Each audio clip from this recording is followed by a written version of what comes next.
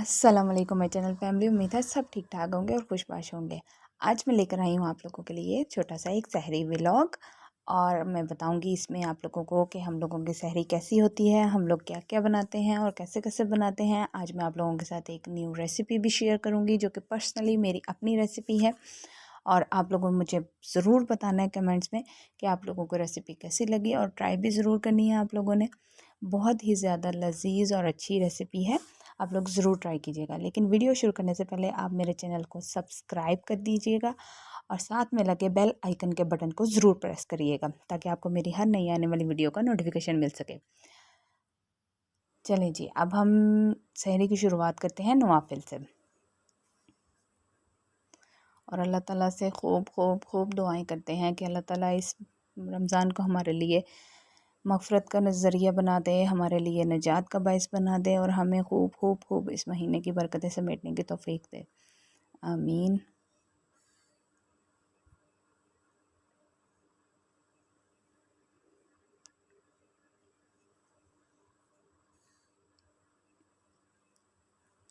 अब हम नवाफिल से फ़ारिग होकर थोड़ी सी तिलावत कलाम में पाक करेंगे और अल्लाह ताला से खूब खूब दुआएं करेंगे।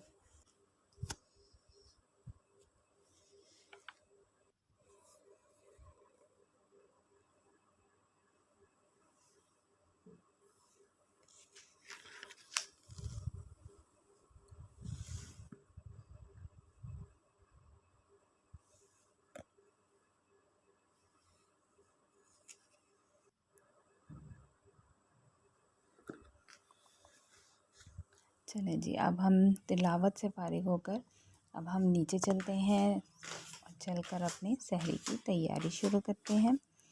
मैं यहाँ पे आराम आराम से अपने बेबी के साथ नीचे जा रही हूँ सहरी की तैयारी करने के लिए। नीचे अभी सब सो रहे हैं, लाइट्स ऑफ हैं और अंधेरा है। लीजिए, मैं डायरेक्ट किचन में पहुंच चुकी हूँ। यहाँ पे मैंने पूरी तैयारी कर ली है अपनी न्यू रेसिपी की भी और साथ साथ मैं ऑमलेट की भी तैयारी की है। ये ऑमलेट के लिए मैंने प्याज टमाटर और सब्ज़ मिर्च ऐड की है, ब्रिक ब्रिक कट की है। अब इसको मैं बाउल में ऐड कर दूँगी और इसमें मैं थोड़ा सा नमक मिर्च और जो भी स्पाइसेस हैं वो ऐड करूँगी। आप लोग अपने हिसाब से इसमें कुछ भी स्पाइसेस ऐड कर सकते हैं जो आप लोगों को बहुत ज़्यादा पसंद हो। नमक मिर्च कम ज़्यादा भी कर सकते हैं क्योंकि हर एक का टेस्ट डिफरेंट होता है। तो मैंने इसमें बिल्कुल थोड़ी सी नमक और थोड़ी सी मिर्ची ऐड की है और थोड़ी सी मैं इसमें ब्लैक पेपर भी ऐड कर दूँगी ताकि इसको जब हम पराठे के साथ खाएँ तो हमें काफ़ी ज़्यादा टेस्ट आए।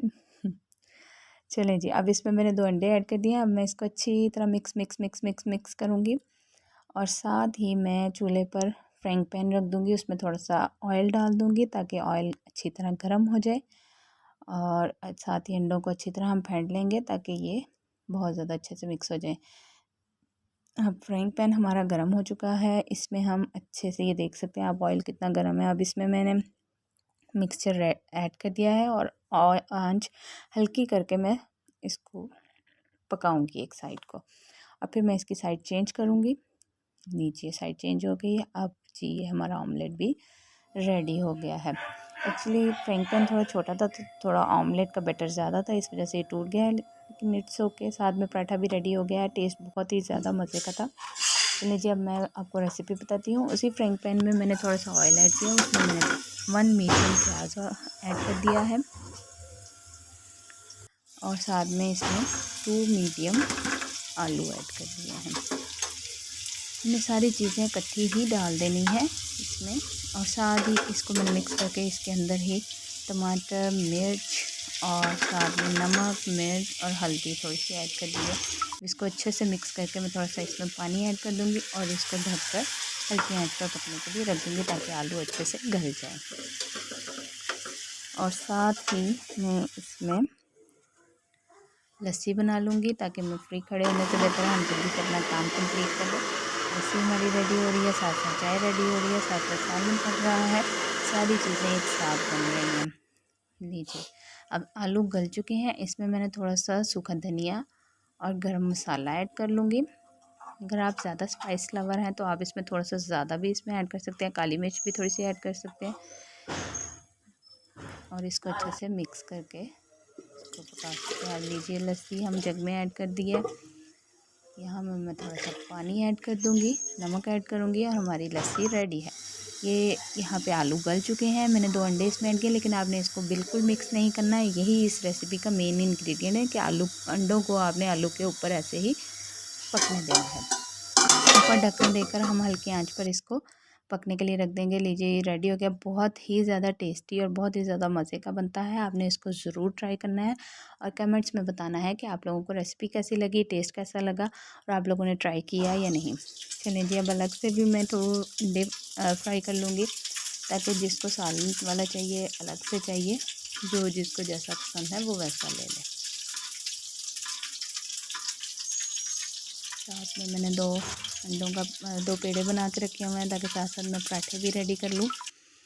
पेड़ों को अगर बना कर थोड़ी देर के लिए रख दें तो पराठे बहुत ही ज़्यादा क्रिस्पी और मज़ेदार बनते हैं। अब यहाँ पे मैं पराठा रेडी कर रही हूँ। एक पराठा मैं आपको अच्छे से बना के दिखाऊंगी। बहुत ही ज़्यादा मज़े का क्रिस्पी और बल वाला पराठा बना है, बहुत ही ज़्यादा लजीज था। ये देखिए, अभी इसकी फ़ाइनल लुक आप देखिएगा ज़रा, बहुत ही ज़्यादा अच्छा और गोल्डन सा कलर इसके ऊपर आया। बहुत ही ज़्यादा अच्छी लुक है, ये देखिए, वाह। और इसके बल आप देखिए ज़रा, बहुत ही ज़्यादा अच्छा क्रिस्पी सा पराठा बना है। ये मैं आप लोगों को इसके बल दिखा रही हूँ, चेक करिए। मैं साथ ही दूसरा पराठा भी बनने के लिए रख दिया है। अब मैं पराठे रेडी हो गए हैं, अंडे रेडी हो गए हैं, सालन रेडी है, लस्सी रेडी, सारा कुछ मैं रेडी कर चुकी हूँ। अब साथ साथ मैंने दही शक्कर खा लिया और साथ साथ फिर मैंने सहरी की तैयारी कर ली है। साथ साथ दस्तरखान लगा के सारी चीज़ें रेडी कर दी। अब सब उठ चुके हैं, अब हम सहरी करेंगे और मैं थोड़ा सा कहवा बनाऊँगी, जो कि सहरी के बाद मैं पीती हूँ। सहरी खाना खाने के बाद मैं कहवा पीती हूँ। इसमें मैं 2 इलायची ऐड करूँगी, 1 दालचीनी का पीस ऐड करूँगी, थोड़ी सी सौंफ ऐड करूँगी और जब ये अच्छे से बॉयल हो जाएगा तो इसमें कुछ पत्ते मैं कहवे के ऐड कर दूँगी। और लीजिए, अब हमारी सहरी की तैयारी हो चुकी है। अब हम सब सहरी करेंगे। आप लोग भी अगर सहरी टाइम देख रहे हैं तो देखिए। ओके, अल्लाह हाफ़िज़।